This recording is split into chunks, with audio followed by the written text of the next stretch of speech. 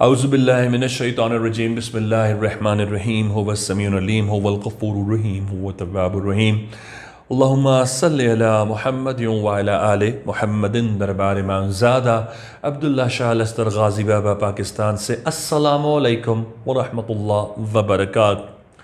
नापाकी की हालत में खाना बनाने से क्या होता है?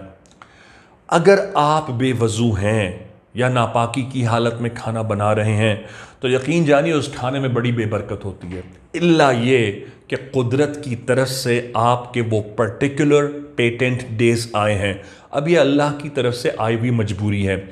ये सेगमेंट उस मजबूरी को कवर नहीं करता और ना ही ये उन बेटियों के लिए, ना ही उन बच्चियों के लिए, ना ही उन बहनों और औरतों के लिए जो अल्लाह की तरफ से आए हुए उन पेटेंट डेज में मजबूर होती हैं कि उन्हें घर की जिम्मेदारियां पूरी करनी पड़े, जिसमें खाना बनाना उनका अहम तरीन जिम्मेदारी का रुकन है। ये उनके लिए सेगमेंट नहीं है, वो इससे आज़ाद हैं। मैं बात कर रहा हूं कि आप अपने पेटेंट डेज में भी नहीं हैं, लेकिन आपको आदत है कि बेवजू हालत में आप खाना बनाते हैं, तो इसके क्या क्या नुकसानात हो सकते हैं। देखिए, मैंने तजर्बे से देखा कि वो बहनें, वो बेटियां जो बावजू हालत में खाना बनाती थीं, अगर उनके खाने में किसी ने कोई सिफल जादू की कोई चीज़ मिला दी है तो उनकी वो चीज़ न्यूट्रलाइज हो जाती थी, यानी कि बेअसर हो जाया करती थी। फिर दूसरी बात यह है कि जो बेटियां, बहनें, जो भाई बावजू हालत में खाना बनाते हैं, यकीन करें उनके खाने में, उनके हाथ में, उनके जायके की बरकत न सिर्फ महफूज रहती है बल्कि उनके हाथ और उनका जायका नजर बद से बचा रहता है। इसकी मैं आपको 2-3 मिसालें गोशे गुजार करने की कोशिश करूंगा ताकि आपको ये लॉजिक अच्छी तरह से रियलिस्टिकली स्पीकिंग समझ में आ जाए।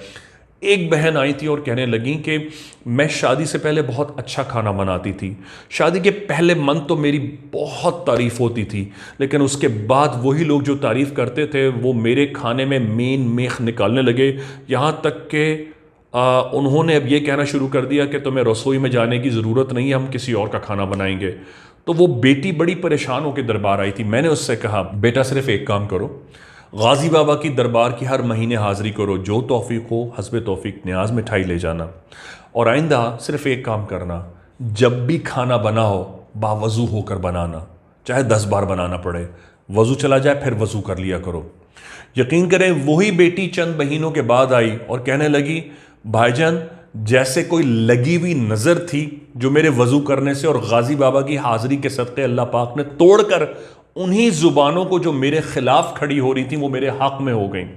इसी तरह एक भाई थे जो बहुत अच्छे शेफ़ थे और उनको शेफ़ की नौकरी की तलाश थी, तो ज़ाहिर है लोग उनके खाने की तारीफ़ करने लगे।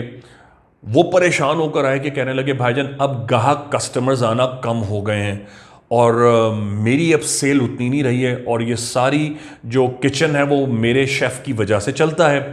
तो मैंने उनसे यही कहा, मैंने कहा महीने में एक बार सरकार अब्दुल्ला शाह गाजी सलाम करें और आइंदा जब भी खाना बनाएं बावजू होकर बनाएं।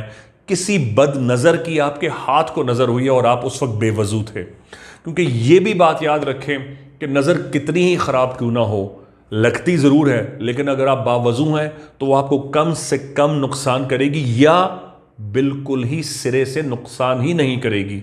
लिहाजा उन्होंने बावजू होकर बनाना शुरू किया। माशाल्लाह आज उनकी 3 आउटलेट्स और हैं और माशाल्लाह बहुत ग्रो कर रहे हैं।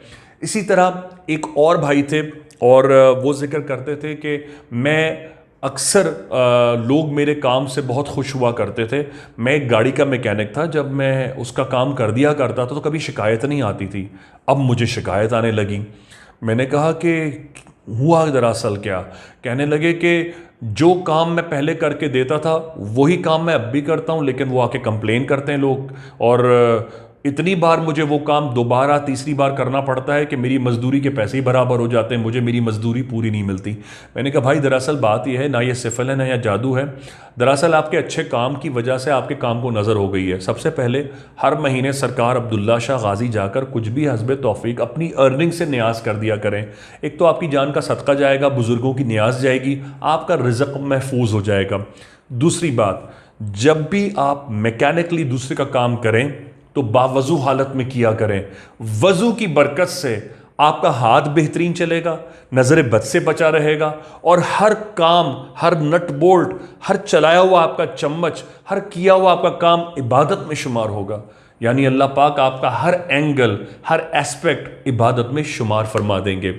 ये वो कैफियत है, ये वो हालत है, ये वो फ़र्क है जो वज़ू को बेवज़ू लोगों से मुमताज़ करता है। अल्लाहुम्मा सल्लि अला मुहम्मद व अला आले मुहम्मदिन बिहक़्क़ि गाज़ी या गाज़ी।